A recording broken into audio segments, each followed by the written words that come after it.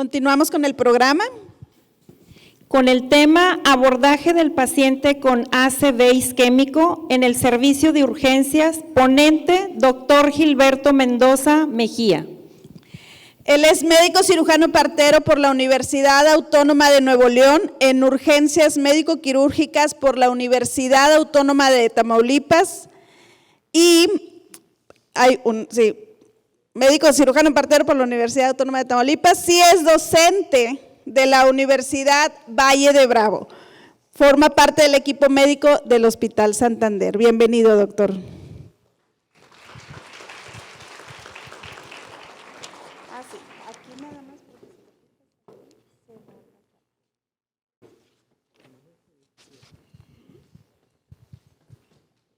Buenas tardes a todos, espero que estén bien de salud. Vamos a empezar con el tema.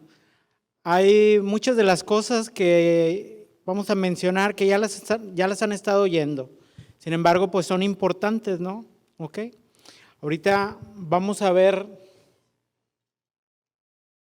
algunas de estas cosas que ya las vieron, como el concepto del EBC, los factores de riesgo, la clínica, el uso de las escalas y analizar algunas opciones de tratamiento, que es donde nos vamos a detener un poquito más. Pues ya la definición, pues ya la oyeron varias veces, ¿verdad? Es la enfermedad vascular cerebral es un conjunto de signos y síntomas, ¿sí?, neurológicos de inicio rápido, ¿sí?, y que son principalmente atribuibles a una causa vascular.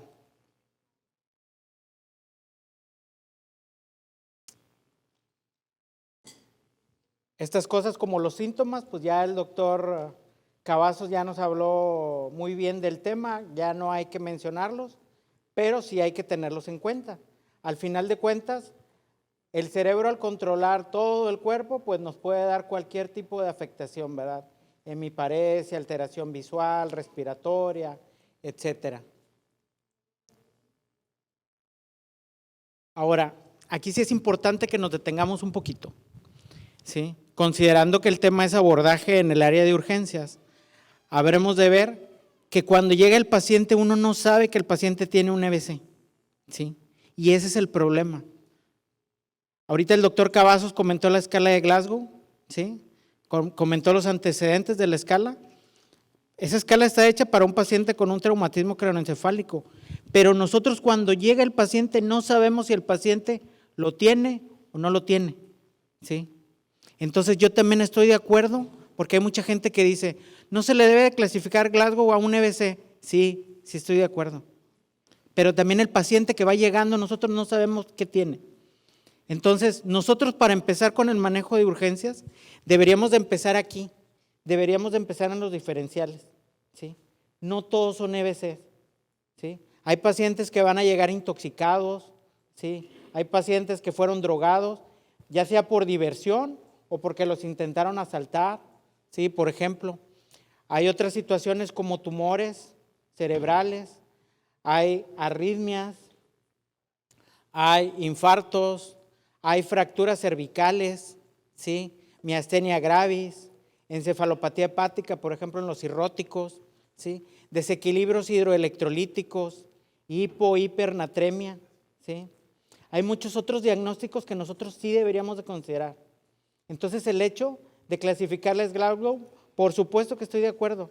No se tarda uno más de 5 o 10 segundos en decir cuánto tiene de Glasgow un paciente, ¿sí? Entonces, considerando esos diagnósticos, que son algunos nada más, de los que nos pueden dar una alteración neurológica, cuando nos llega un paciente a urgencias, nosotros deberíamos de pensar rápidamente en esos diagnósticos, ¿sí?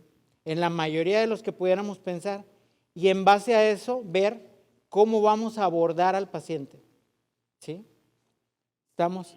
Por ejemplo, vamos a decir, un paciente puede llegar con una infección, o se puede llegar con una meningitis, pero no nada más una meningitis, puede llegar con una sepsis de tejidos blandos, por ejemplo, ya muy deteriorado y el paciente llegar convulsionando, con alteración de la conciencia, ¿sí?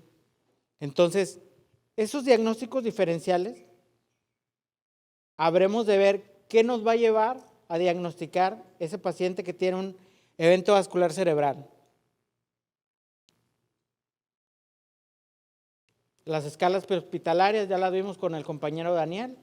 No creo que haya nada más que agregarle. La escala de Nice. La verdad es que hay mucha gente que luego pierde mucho tiempo tratando de memorizar la escala. Como dijo también el doctor Cavazos, no es necesario que memoricen todo. Lo que sí es necesario es que ahí en urgencias sí tengan su hojita para ir palomeando. Al final de cuentas lo que queremos es rapidez con el paciente, no tanto ver si se memorizan 11 ítems, que hay que ver que si tiene de una pierna, de la otra pierna, de un brazo, del otro brazo. Eso no es tan importante. Lo que sí es importante es que practiquen cómo se llena, practiquen cómo se explora y en las notas sí pongan cuántos puntos de Nice tiene. Porque ahorita que veamos la parte de la fibrinolisis, veremos que sí es importante ver que tal vez el paciente sí tiene un evento vascular cerebral, pero si tiene demasiados puntos de Nice, probablemente no se va a beneficiar de que le demos fibrinolisis. O al revés, tiene muy poquitos y uno dice que el riesgo no lo va a valer. Entonces sí es importante tenerlo en cuenta. Dentro del diagnóstico, ya si consideramos que sí puede ser un evento vascular cerebral, hay que pedirle un TAC simple. Doctor, ¿un TAC simple es lo mejor que le podríamos pedir? No, sería mejor pedirle una resonancia. Sin embargo, un TAC es muy rápido. En menos de 5 minutos ya vamos a tener al paciente de regreso. Si alguno de ustedes ha ido al Hospital Santander, ve que de donde están los cuartos de urgencias a donde está la tomografía, no son más de 10, 15 metros. ¿Sí? Y un TAC se tardan 5 minutos, un TAC simple. No requiere muchas preparaciones, no requiere otras cosas. Sabemos que tal vez una resonancia sea mejor. Incluso el mismo hospital también tenemos resonancia, pero por rapidez pídanle un TAC. Si después hay que pedirle una resonancia con contraste, pídansela después. Ahorita lo importante es tiempo, es cerebro y hay que diagnosticar rápido si no tiene alguna otra cosa. Aparte, no todos los estudios de TAC les van a salir positivos al principio, ¿ok? Ahorita como quieran la siguiente plática, pues nos van a platicar estudios de imagen, ¿sí? Pero les voy a ir adelantando que si a ustedes agarraron al paciente en cortito, o sea, en minutos que tuvo el evento, no le va a salir nada en la tomografía, ¿sí? Aquí lo que tratamos de descartar es que no le veamos otra cosa, que no le veamos sangre, que no le veamos un tumor, que no le veamos una fractura, ¿ok? Ahora, ya iniciando con el tratamiento, una de las cosas que les genera mucho conflicto a la mayoría de los médicos es dar esos antihipertensivos, ¿sí? O sea, lo ven con 200, 210 y ya le están dando un montón de tratamiento antihipertensivo, ¿sí? Sin embargo, hay que recordar que esa hipertensión podría ser compensadora para el paciente. O sea, podría tal vez estarle ayudando a perfundir más tejido cerebral. Hay que recordar que cuando tenemos un evento vascular cerebral, tenemos una oclusión de un vaso, ¿sí? de una arteria, y alrededor, esa parte probablemente esté ya dañada. Pero la parte alrededor de esa parte dañada, que se llama zona de penumbra, esa parte tal vez podríamos recuperarla, ¿sí? Entonces, si nosotros le damos un manejo antihipertensivo agresivo, probablemente esa parte de zona de penumbra ya no la vamos a poder recuperar. Por eso hay que entender esto y hay que platicar con los familiares y con los pacientes, porque a estos pacientes sí los tenemos monitorizados, ¿sí? El aparato le está checando la presión cada 5, cada 10, cada 15 minutos y el familiar está, es que trae 200 y es que nunca la ha traído tan alta y es que trae 180, 190. Hay que explicarle que esa presión no debería de bajarse tan rápidamente, ¿ok? Incluso mucha literatura menciona que le deberían de bajar esa presión un 10 a un 15% en 24 horas, ¿sí? O sea que si trae sus 180 de presión, tal vez al día siguiente traer 160 o alrededor de ese número, ¿sí? Ahora, como es una emergencia hipertensiva que se tiene que tratar rápido y que tal vez sí ocupamos alguna meta de tratamiento antihipertensivo, por ejemplo, con los pacientes que vamos a darle fibrinolisis, donde necesitamos una presión sistólica de 185, ¿sí? una diastólica entre 100 y 110, dependiendo de la literatura que agarren, tal vez sí le deberíamos de bajar un poquito la presión, de que trae 250 a 240, ¿sí? Entonces las medidas terapéuticas para bajar la presión deberían de ser medidas intravenosas, ¿sí? Como el abetalol, ¿sí? Como el nicardipino. El abetalol, la verdad es que yo le recomiendo que le pasen 5 o 10 miligramos IV despacito, despacito, y ver en cuánto está la meta y estarle pasando así bolitos, ¿sí? Si es un medicamento muy bueno, si es un medicamento muy eficiente, lo podemos estar controlando. A diferencia de una vía oral, donde nosotros tal vez sí le vamos a bajar la presión al paciente, pero no sabemos cuánto ni sabemos cuándo, ¿sí? Al final de cuentas, como ya dijimos, como ya han estado comentando los compañeros, tenemos un tiempo para rescatar ese cerebro, ¿sí? Y entre más tiempo tardemos, más mal le va a ir, porque a lo mejor algunos van a decir, pues tenemos hasta 4.5 horas, y algunos libros dicen hasta 6 horas, o algunos protocolos dicen 12, etcétera. Sí, tal vez sí es cierto, pero cada tiempo que se vayan ustedes consumiendo, le van a salvar menos cantidad de cerebro a ese paciente.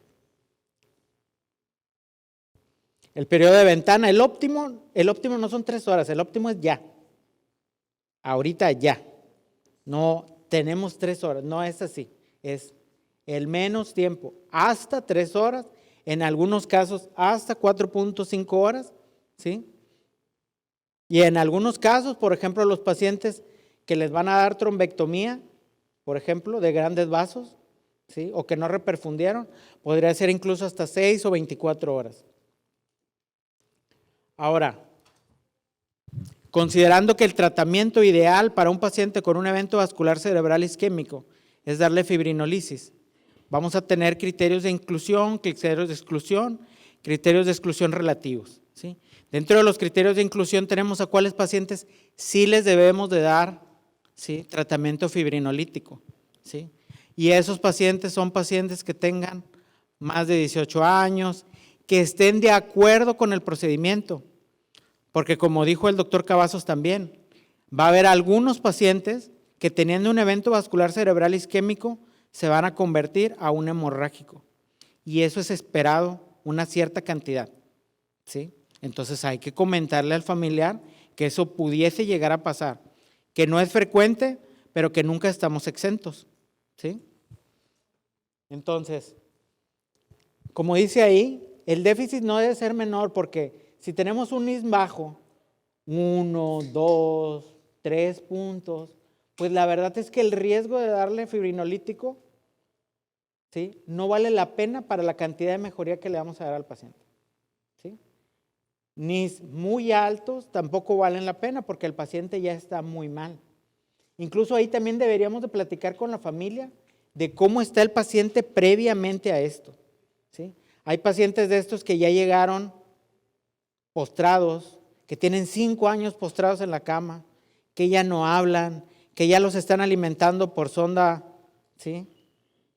Pues esos pacientes, la verdad es que darles fibrinolítico ya no es una opción tan viable en la vida real, porque también hay que darle calidad de vida al paciente, ¿sí? Y eso a veces se nos olvida, ¿ok? Entonces, también debemos de tener mucha certeza o alta certeza de que el paciente sí tiene un evento vascular cerebral. Como ya dijimos ahorita, hay que considerar los diferenciales. Va a ser muy difícil, no imposible, pero va a ser muy difícil que me digan que una señorita de 22 años que viene de una fiesta, que tuvo crisis convulsivas de primera vez, que tiene alteración visual, que tiene alteración del habla, tiene un evento vascular cerebral sin antecedentes previos. Sí lo puede tener, ¿sí? Claro que lo puede tener una malformación arteriovenosa, por ejemplo, también. O sea, puede tener un evento vascular hemorrágico. Pero la probabilidad no va a ser una probabilidad tan alta, ¿sí? A esa paciente deberíamos de considerarle mucho que ese paciente esté intoxicado. Entonces, este paciente probablemente sí lleva dentro del manejo que le hayamos tomado perfil toxicológico, ¿sí? También puede ser una eclampsia, por ejemplo, ¿sí? Tiene 22 años, está en edad fértil, le checan la presión, la trae alta, puede tener una eclampsia, ¿sí? Y puede ya haber sangrado por la misma eclampsia. Entonces hay que tener cuidado con esos pacientes.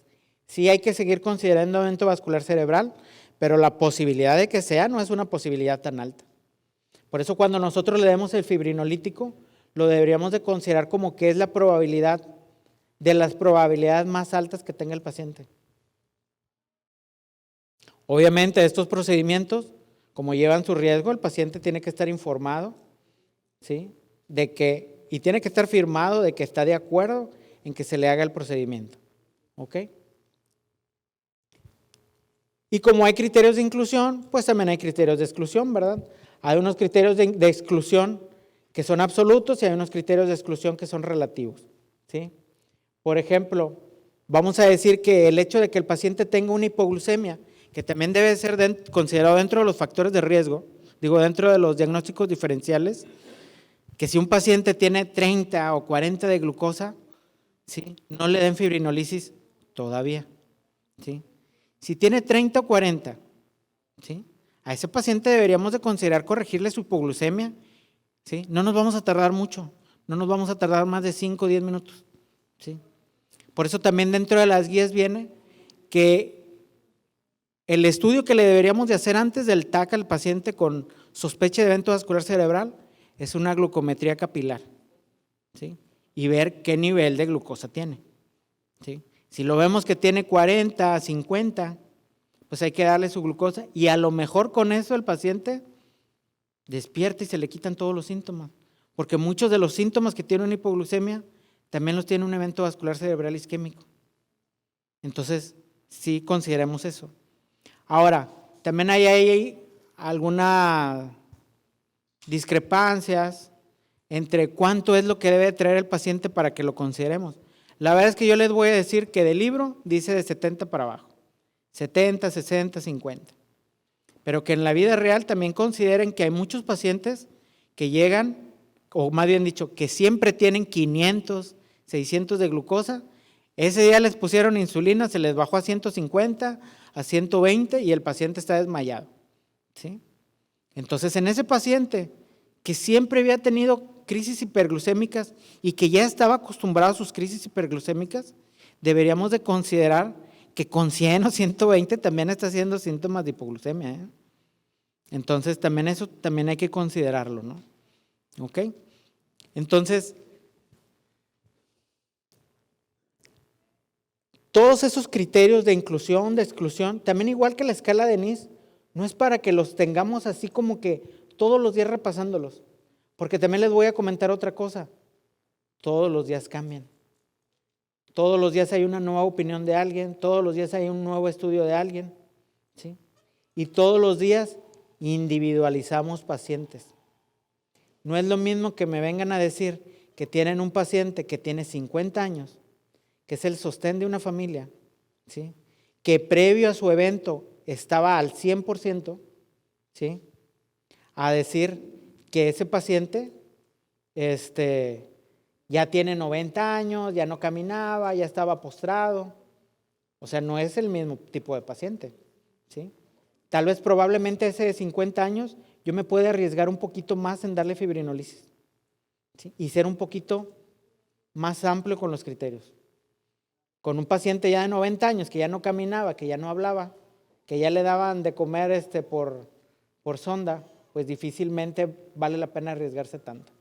Entonces hay que considerar estos criterios de inclusión, de exclusión. La fibrinolisis normalmente se da alteplase, pero nuevos estudios han comprobado que la tecneteplase también es una buena opción. Sin embargo, hacen falta más estudios para que podamos comprobar ciertamente que la tecneteplase ha superado al alteplase. La dosis de la alteplasa, 0.9 miligramos por kilo, máximo 90 miligramos, ¿sí? Vamos a decir que el máximo es un paciente que pesa 90 kilos, 100 kilos, perdón. 100 por 0.9 son 90 y ese es el máximo que le podemos dar. El 10% de la dosis va en bolo y el otro 90% de la dosis va para 1 hora. O sea, si el paciente pesa 100 kilos, son 90 miligramos. El 10% son 9 miligramos, que son los que le vamos a poner en bolo, y los otros 81 se van a pasar para 1 hora. Y la tecneteplase se calcula a 0.25 por kilo, ¿sí? Máximo 25 miligramos. O sea, pesa 100 kilos, por 0.25 son los 25 miligramos, ¿sí? Y esta tiene la ventaja de que es una dosis en bolo y ya no se preocupan por estar vigilando al paciente. Por eso esa es una de las ventajas de dar tecneteplase contra dar alteplase. Y también aquí algo muy importante, muy importante, es que si ven la imagen arriba a la derecha, ven que trae 2 frascos, la alteplasa. Uno trae polvo y uno trae líquido. Y trae ese instrumento blanco que está al fondo, ¿sí? Ese instrumento se va a clavar en el frasquito en el que trae el líquido primero, porque el que trae polvo viene al vacío. Cuando lo pongan en el de polvo, va a jalar todo el líquido por vacío, ¿sí? Y se va a pasar al otro frasco, ¿sí? Ahora, consideremos esta tablita, ¿no? Esta tablita es un pequeño resumen del abordaje, ¿sí? Hay que determinar la hora del inicio de los síntomas, ya nos comentó el compañero Daniel eso. Hay que obtener una tomografía ya. ¿Sí? Hay que calcular la escala de NIS, como nos dijo el doctor Raúl. Hay que medir la glucosa, ya les dije, puede ser 50, 60, eso varía también de paciente a paciente. Hay que mantener una oxigenación arriba del 94 o al menos 94, pero tampoco no hay que encapricharnos en tenerla en 99. ¿Sí? Control de la temperatura. Todo paciente que tenga un evento vascular cerebral que esté con fiebre le va a ir más mal. Entonces hay que darle control, ¿cómo? Con medios físicos, con paracetamol, etcétera. Y hay que considerar la valoración de neurología. No podemos estar vigilando solamente un paciente de esos. Y un paciente de estos que esté en cubo de choque grave, no nos podemos despegar de ese paciente. Y hay otros pacientes. Y hay otros pacientes que pueden llegar. Por eso este es un trabajo de equipo que hay que hablarle al neurólogo, al neurocirujano, ¿sí? A la terapia intensiva, ¿sí? Hay que considerar trombectomía en algunos pacientes. ¿Ok? Entonces todo eso hay que hablarle al team neuro, ¿no? Y para ver cuál de las personas lo vamos a considerar. ¿Ok?